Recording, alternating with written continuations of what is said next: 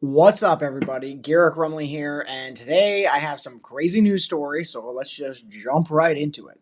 So, we're going to start off with. Still getting used to this. Give me a second.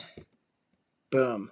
Okay, here we go. All right, we're going to start off with Nicole Shanahan. She was RFK Jr.'s running mate, and all these videos are just going to be like common sense stuff. I just want you guys to hear some of like the really obvious points that people are making and how stupid it is that our government can't just do common sense things. And it begs the question, why don't they do these things? And then you really have to start asking the harder questions. But I just want to make this common sense and make it easy to understand. So let's hear her talk about how stupid an idea is that Kamala Harris has. And then you have to then look at government efficiency and say, well, is our spend actually translating into the goal? These are questions not being asked today. I mean, just look at Kamala Harris's recent policy pitch on $25,000 cash payments for first-time home buyers. Where does that money come from, Miss Harris? Right. Yeah. Really, where does it come from? I'd like to know. I'd like to hear her articulate that. It would be really fantastic for the American public to hear your incredible economic infrastructure that's going to transform and automatically produce billions of dollars out of thin air. Yeah. So, I mean, first off, if you don't increase the supply of something, it just makes that thing more expensive for everybody else, right? So does it help that one home buyer? Yeah, but if you're not that single home buyer that today gets the $25,000, if you were the one that wants to buy that house a couple of years from now and you don't get that $25,000, she just artificially pumped up the price of houses because all she did was just give people money. If there's only 1,000 Snicker bars in the world and everybody wants a Snickers bar and you give everybody in the world an extra $100, does that provide you any more Snickers bars? No. Everybody else just has to pay more for the Snickers bars. It doesn't do anything. What she should incentivize is building a house. She should say, hey, for every new house that you build, the government's going to give you an extra 25 grand, like Carpenters or, whatever company builds houses. But she gives it to the people. They're not the ones supplying anything. So it doesn't actually make it better. It doesn't solve the problem. The government never solves any problems. And she's just giving away money. And then more to the point, do you think that Kamala Harris really could articulately explain why this is going to help people? Or does she just want to give people 25 grand and then hope that they vote for her? Common sense. Yes. She's just buying votes, obviously. All right. Next story. So, before I do that, if you like this format, I'm just going to rapid fire all these news stories. And if you like it, then subscribe. That would be very helpful. So the next one is this video I found on Twitter, now known as X, it's this woman who has a hair salon and she's asking her employees, right? How much do you think I've paid in payroll taxes in the last 3 years? And nothing against these girls, right? But listen to these answers and then listen to the shock. I'm gonna say 60,000. I think 80,000. I said 100,000. 60, 80, 100 in case you can't hear. I'm gonna go 85. 85. 90. Okay. You want to weigh in, Liana? What? How much you think in the last 3 years I've had to pay in payroll taxes? What's the client do? Oh, first off, I should have said this, but at the beginning of this video, she has to explain to them what payroll taxes are. And so they're like, oh, what's payroll taxes? So she explains it to them, and then they're like, so they're guessing the number. Okay, are you all ready? No. You want to guess? 1,000? $272,000 to the... Look at their faces. Look at their faces. Just, she's laughing right here because she can't believe it. This lady's like, oh my goodness. And then these three right here, like, you gotta be kidding me. Think about how much more she could pay her employees, how many more people she could employ if she didn't have to give the government all that money. But instead, she has to give it to the government, who then pays $25,000, which I was just talking about, to first-time home buyers. It's like they just take money from all these hardworking people and then just give it out and buy votes. And then, yeah, this is the crazy part. These people vote and they have no idea how taxes work. You know, I'm not a tax expert, but if you told me $272,000 is how much, I wouldn't be like, no way. I'd be like, yeah, that sounds about right. Because the government like just bends me over backward and my wife every single year and takes 35% of what we earn. It's insane. And these people get to vote and make decisions. And I'm going to go out on a limb and say that a bunch of hairdressers, they're probably voting for Kamala Harris. And she's the one that's going to take that money and then give it out to first-time home buyers in $25,000 checks, which she's probably not even going to do anyway. She's probably just saying that and then she's not going to do it. But it's just annoying that people like this get a say and they have no idea how anything works. And they're just like, oh, vote Kamala Harris. Anyway. Okay. So moving on. Next one. Okay. Tim Walz, Kamala Harris's VP, is a tyrant. I don't really know how else you can spin this, but he is not down for the First Amendment. And the First Amendment doesn't, I'll just play it and then I'll talk about it. I think we need to push back on this. There's no guarantee to free speech on misinformation or hate speech, and especially around our democracy. I think we need to push back on this. There's no guarantee to free speech on misinformation or hate speech, and especially around our democracy. Dude, what are you talking about? This has become so mainstream now. It's not even, it's just par for the course. But we have a vice presidential candidate saying that hate speech and misinformation doesn't count for free speech. And this is coming from someone in the government who, is part of the party that said Trump was a Russian asset, that masks worked, and if you got a certain bump, you wouldn't get That's just three, right? Off the top of my head. Huge lies, huge misinformation. Did they get in trouble? Nope. Why? Because they're the government and the rules apply to thee, but not for me. I'm sick and tired of these people saying that you don't get to say what you want to say. Who the fuck are you? God.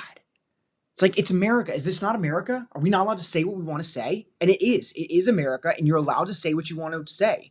So, God, freaking annoying. Oh, and then also, great little combination. So this just goes to show that these are the types of people that get put in charge of this. So we invited at CCD Hate founder to discuss free speech. And you know what? Actually, I should have done this before, but at CCD Hate. All right, let's look him up real quick. I should have done this before, but at CCD Hate.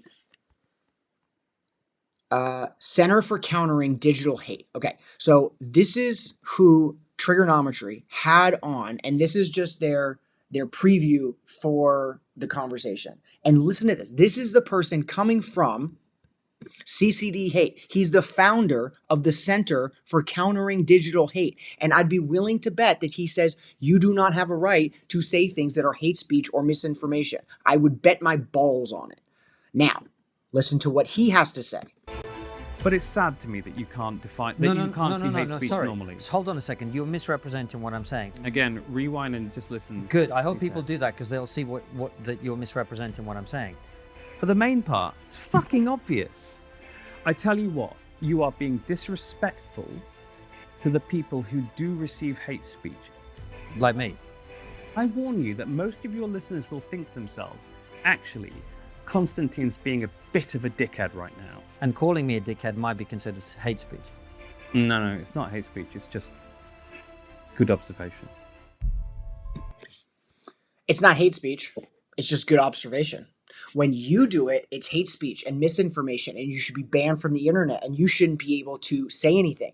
But when he says it, No, it's just good observation. I don't have to belabor this point, but these are the people who want to tell you what you can and cannot say. Pound sand. Okay. Next point. Okay, this just goes to, I've heard a lot of people say that if Trump gets in, then he's going to fix all this stuff and everything's going to be okay and we're going to go back to normal. And I personally just do not adhere to this belief. I do not think that if Trump gets in, everything's going to be peachy keen. I know I'm not the only person that thinks this, but I know a lot of people in my life personally that think this, and I think this is like head in the clouds thinking. Whatever you want to call it, the deep state, the government, just Democrats in general, the machine that hates Trump, the fact that they went after him for 4 years during his presidency, went after him, they brought 4 separate charges against him and then convicted him on a hush money payment to a porn star. We're talking about a former president of the United States. I mean, they are going after this guy in any way they know how. And if you think that's just going to stop because he gets into power, I think this guy, Michael Malice right here, makes an excellent point that counters that argument.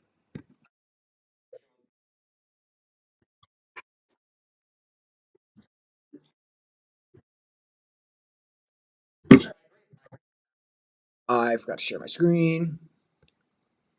Backlash incident. If you guys here will, let me. I don't agree with that. Let me see the other point of view. I think, and I don't think you guys here will disagree. I think the MAGA people disagree.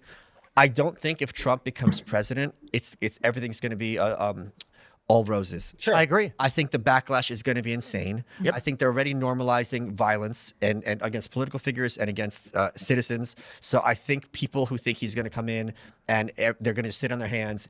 We're up against some very, very malevolent people who've been at this game for a long time and would have nothing to lose. And it's very scary. I'm heartened, one thing, though. I'm giddy at the idea that RFK, who I do think is a sociopath, would be in charge of the CIA. Okay, it kind of goes down a tangent there, but I think he makes a very compelling point. I mean, these people are not just going to say, oh, Trump won, I guess we have to just recede into the sunset. I mean, just the fact alone that this is where it's like common sense. I might, this brilliant person, no, but I'm just venting on the internet here, so listen or not. There are billions and billions, if not trillions of dollars on the line for the people in these organizations and who fund these organizations and who get paid by these organizations. And these organizations do not want to give up power. And to think that if Trump gets in, he's suddenly going to be able to root all this out. I mean, we were like in the fight of our lives here, and electing one person is just not going to solve this problem. And I think that you're living in a pipe dream if you think that's the case.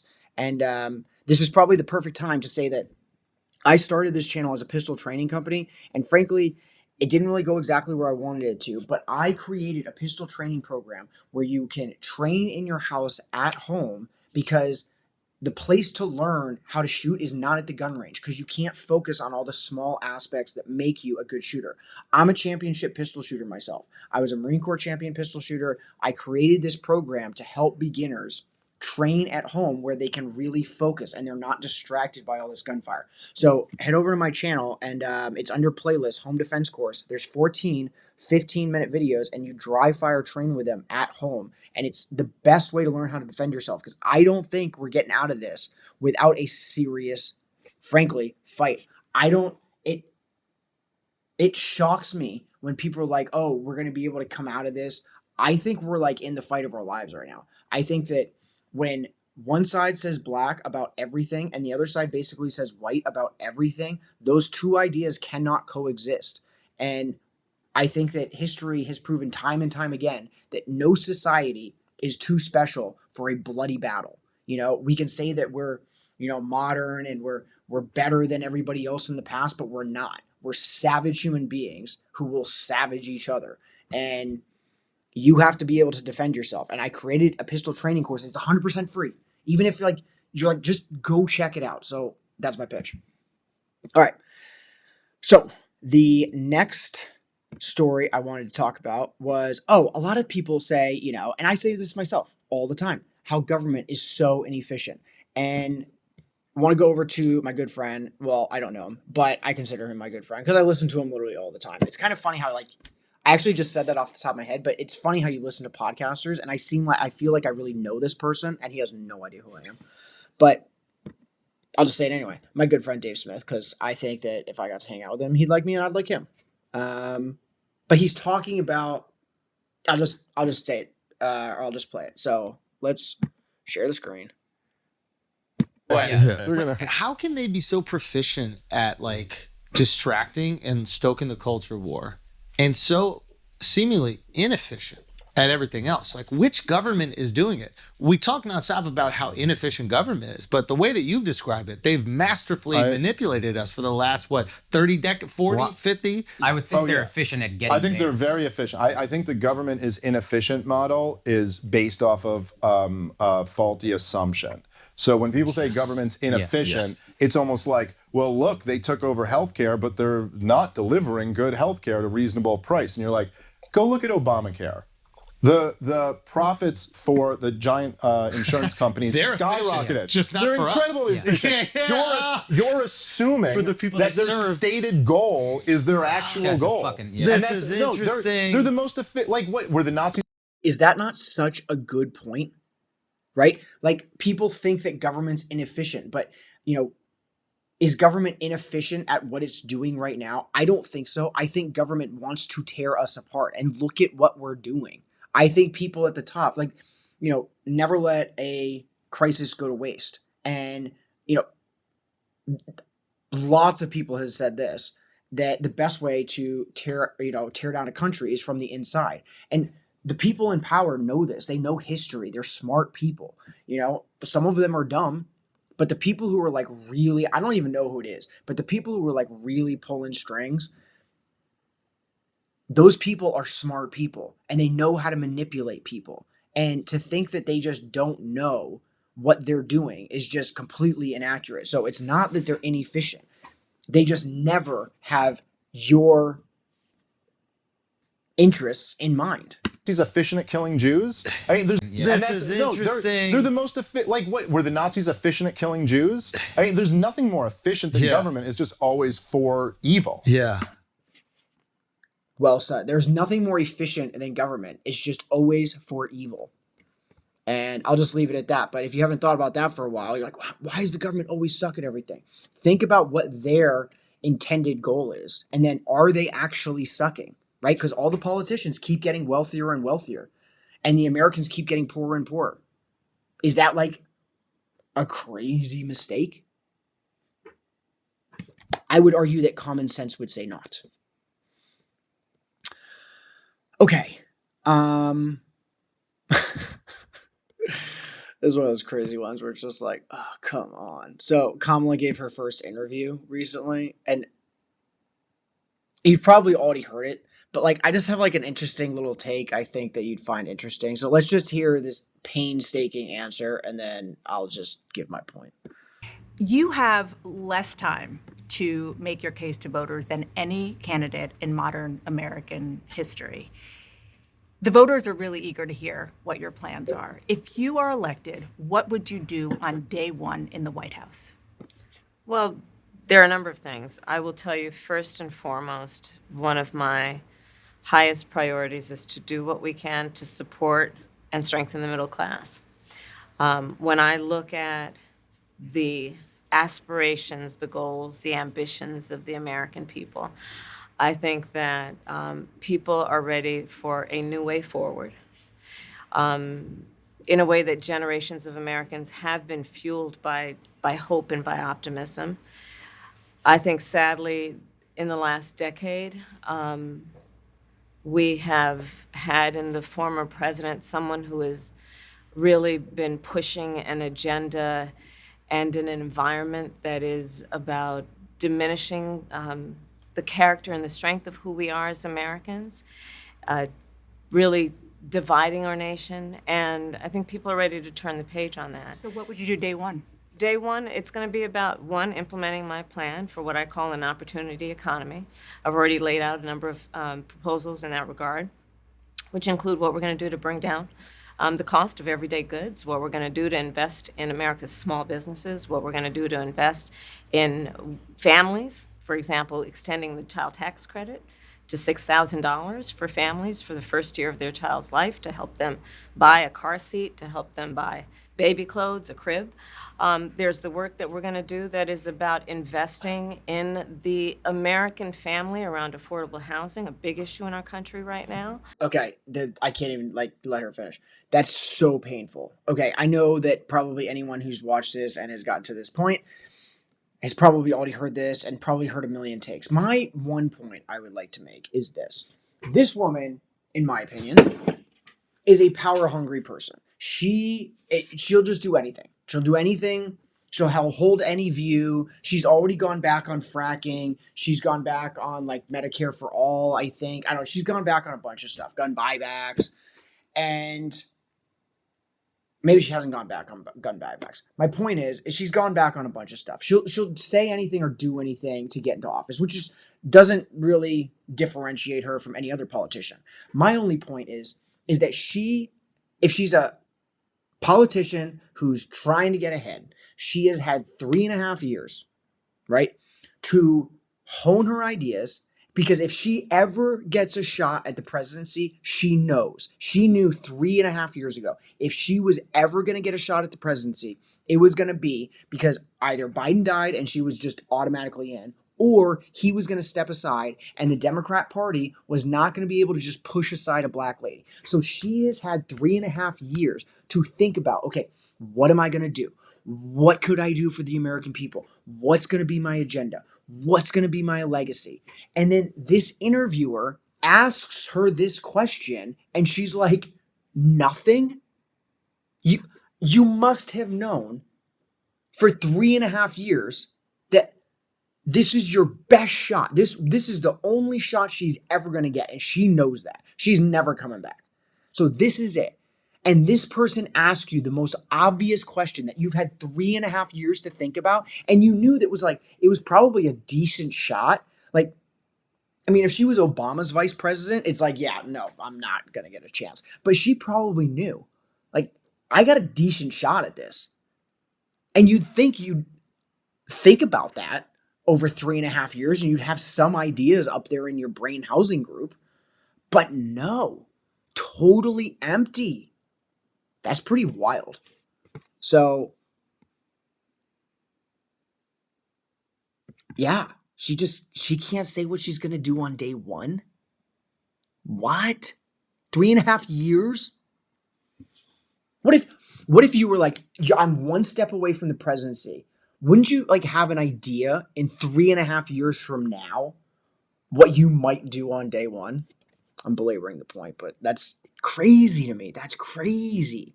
Okay, so this is another one that honestly I've been worried about for a really long time. And this guy, Brett Weinstein, was being interviewed by this Tom Bellew on Impact Theory. But anyway, Brett Weinstein, really smart guy, and basically just talking about the open southern border and how it's such a threat that our adversaries they're definitely sending people through.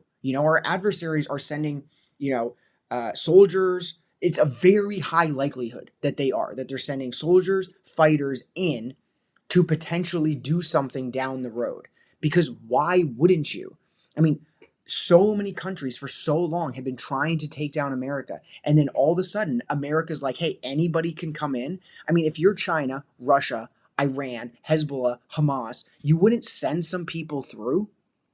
Because if it was reversed and China or Russia were like the global superpower, and then all of a sudden they opened up their borders like we are, if our politicians weren't sending our Green Berets and our Navy SEALs in through the southern border, or at least like, a bunch of like diehard Americans who are like, hey, I'm going to go fight for the homeland eventually, I'd be like, dude, this is our golden opportunity. If I found out our government wasn't doing that, I'd be like, you're not representing me. Like, this is our one chance to take down this global superpower that's been hamstringing us forever, and you're not going to jump on that. And so that's what this interview is about. So I'll just play this. And Brett Weinstein is so smart, and he says it in such an interesting way. But he went down to the border and he experienced some Chinese people coming up, and it was a much different feel than all the other migrants he was experiencing. And so that's what he's talking about right here. But you've got this migration. All of the migrants who will speak to us are economic migrants. They're all very clear about this, which means they're not eligible for political asylum in the U.S., though that is the basis on which they are crossing our southern border. But there is another migration, which is housed separately, which I found very surprising. It is a migration that is almost entirely Chinese, is predominantly young men. Whether the fact that they are of military age is meaningful or not is impossible to say. But what I can say is that unlike all of the other migrants that we encountered, who were surprisingly open about talking about what they were doing and where they were headed and what had motivated them to go, the Chinese migrants who are housed separately by the Panamanians, they're housed in places that are not towns.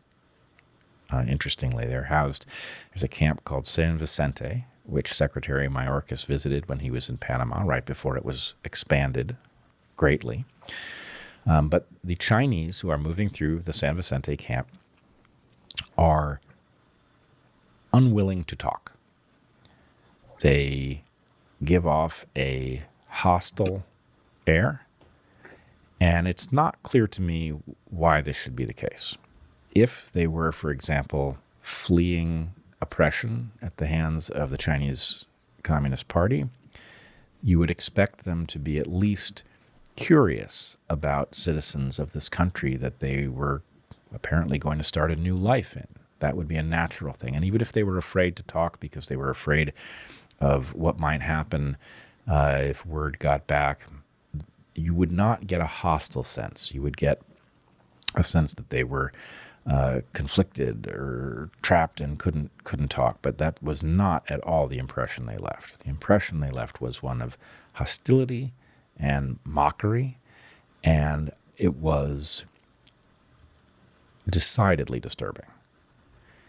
So I began to think of this as an invasion moving in parallel and being cloaked by a migration. The migration is real. The migration is alarming in its own right. It is a humanitarian disaster at the level of what is happening to the people doing the migrating, and it is very definitely being encouraged and facilitated by the international community, which appears to have the idea that migration is inherently a good thing. Now, I don't know how anyone could possibly be that confused, but this is visible if you look at the web pages of the organizations that are doing the facilitating. They say this, that migration. So I'm just going to stop it right there because I don't want to make these videos too long. But he goes into talking about exactly what I just said, like why wouldn't you take advantage of this? And then he also mentions the fact that, you know, we pay the CIA and the FBI and all these government organizations and the government itself to take seriously the risks to our homeland. And why have they just opened this wide open? Why are they overseeing this obvious threat to our national security? And it's such a glaring hole. I was listening to someone about, you know, the Trump assassination attempt, and they were saying that actually it might have been actually Brett Weinstein or his brother Eric, I think it was. And they were saying that, you know, I forget the rule, but it's like don't attribute to malice what you can attribute to stupidity. And, you know, the kind of conspiracy that, you know, the government might have had something to do with the shot taken at Trump. You know, a lot of people are like, well, you know, don't attribute to malice what you can attribute to stupidity. And his point was that in order to attribute stupidity, it has to be like you actually have to think that they're that stupid, you know? And because like this is a perfect example. Do we really think that our government and our intelligence agencies don't understand the threat level that this poses to our national security? Of course they do. So then the obvious follow-up question is why are they then still allowing it to happen? And then you just go down this super dark rabbit hole, which, you know, I'm not going to get into right now, but, you know, it could lead to countless possibilities and opportunities for tyrants. So, all right, that's pretty much it on that. This is another one that I think is. I'll just jump right over to it. This guy is a historian, and it's look up like what is alt history. I think from he's a historian, and he's been kind of blowing up recently because he's been making some really good points. And I've been listening to quite a bit of his stuff because I love history. And he's 23 years old, but this guy is smart as a whip. And he's talking about how, in this podcast, he's talking about how a lot of men feel like they don't have any, real future financial opportunities. They don't have a lot of viable options. And when you get a bunch of young men with no viable options and not a whole lot to lose, it's a dangerous combination. And he quickly explains here why. Humans are designed to breed first and be rational later. So what happens when you pull out the incentive structure with a society, because we live in a society where people are working too many hours, they can't afford a house, they can't be successful enough to attract a mate. Thus, their ability to reproduce declines. Once the ability to reproduce gets weaker, it means people start to tear the system apart, because if you're screwed in the current system, you're going to roll the dice to get a different outcome. Because if you're screwed in the current route, you have an incentive to roll the dice with a revolution or a political crisis, even though it means you could die, because that gives you at least some shot. And so what happens as... Okay, so I think that's just a very succinct way to explain, what's going on in the world today.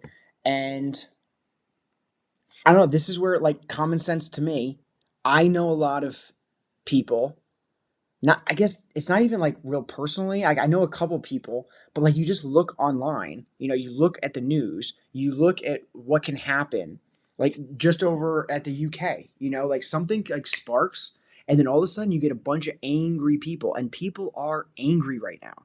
And what happens when someone smart enough can take those people and use them for a goal? Those people would be more than happy to find some purpose, and it doesn't matter what that is. And if those guys can, accomplishing that purpose, take out some of their anger, like seriously, that's like a super scary proposition. And that it does not seem unrealistic to me. Like, I don't know why this whole idea of like a Civil War 2.0 is so crazy to people. Like, you got a bunch of like young people who, like young men nowadays, who do have access to a lot of firearms and don't have a lot of potential when it comes to women. There's a lot of loners out there. Why wouldn't they roll the dice? I'd like to think I wouldn't, but I mean, you can just tell in these videos how upset I am, and I have a loving wife, a great life. I just spent the weekend at the beach. I got 2 amazing kids, and this stuff makes me upset. So I couldn't imagine like living in my mom's basement, feeling like I have no purpose, and all of a sudden somebody comes along and is like, hey, we're going to build this better system. I'd be like, let's go. So that just scares me, and I think anybody who's got their head in the clouds is like, oh, that would never happen. Maybe I'll do like a longer video, or just like another video with like all his best points that I've heard recently, because I mean, I've just been listening to that guy a lot, and he is really, really smart. And if you don't know him, it's like, what is alt hist?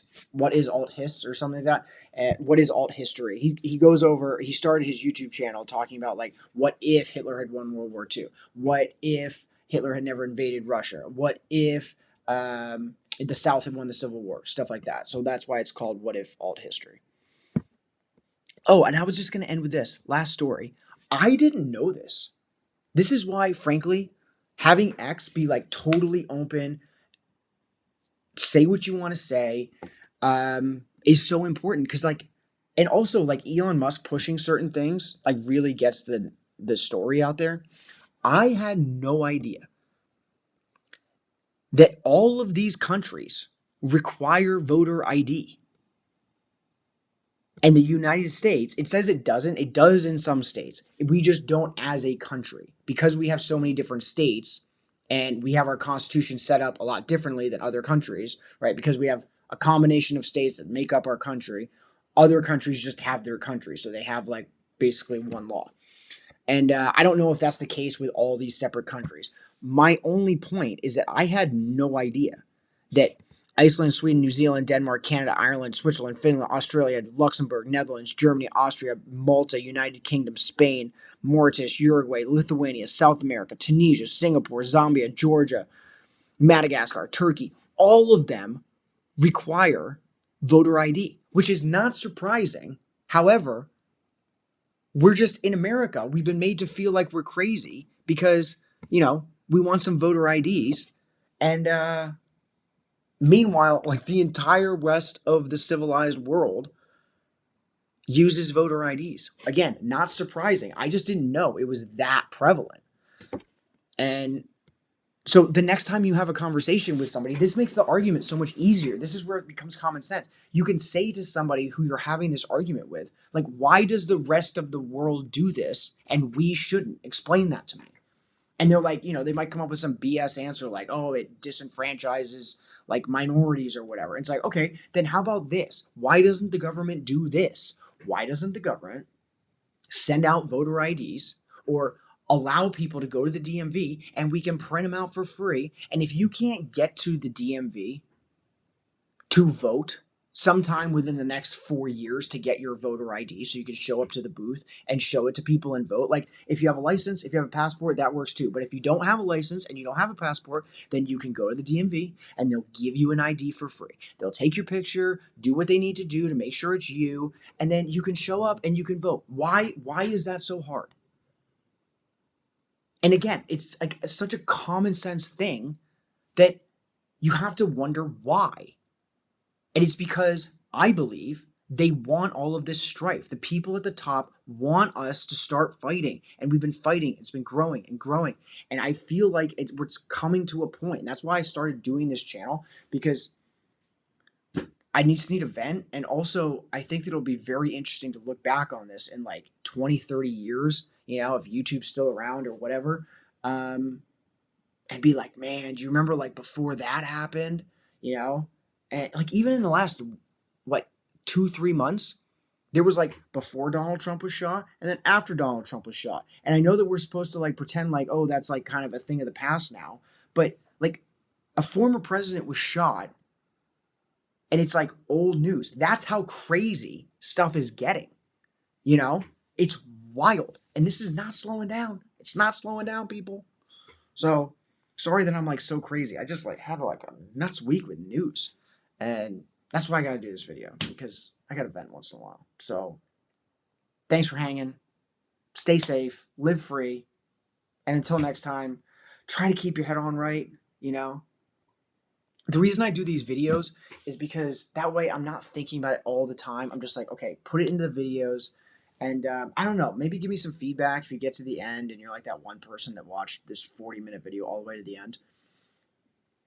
I'm willing to like, I want to like do some good. That's like been the issue with me watching all these videos is like, I haven't done anything with it. I'm just like sitting at home, like fuming, like, the government, And so if I can take what I learned from all these different videos and then just kind of piecemeal it to make it really easy for other people to digest all of this different content from all these different places and to hear all these interesting common sense points. Like the thing I'm trying to do is push like how common sense some of these things are. Maybe I've been thinking about like changing my channel name to Common Sense Media, because so many things I think nowadays, like I'm not that super smart of a guy. I'm not dumb at all. I'm intelligent, but I'm not like Brett Weinstein. But the world has become so crazy now, it doesn't take a genius to figure out that paying first-time homebuyers $25,000 doesn't solve the problem. It doesn't take a genius to figure out that, I don't know, Kamala Harris not being able to answer a very simple question about what do you want to do shows that she's completely incompetent. Like that's just a fact. And You know, you get people being like, oh, well, what about this? What about, it's like, I'm not arguing like that. All I'm saying is that I'm saying this, you know, and some things, so many things nowadays are so common sense. That's like, I'm just trying to get that idea out. So if you got to this point in the video, thanks for watching. And let me know how I can make the channel better. If you don't like me being so angry, maybe I can like tone it down a little bit. But once I get on here, I've been listening to it all week and it's just like, bleh. So anyway, thanks for listening. Thanks for supporting the channel. And until next time, stay safe, live free. And if you need pistol training, head on over to the home defense course and you can get it for free. See ya.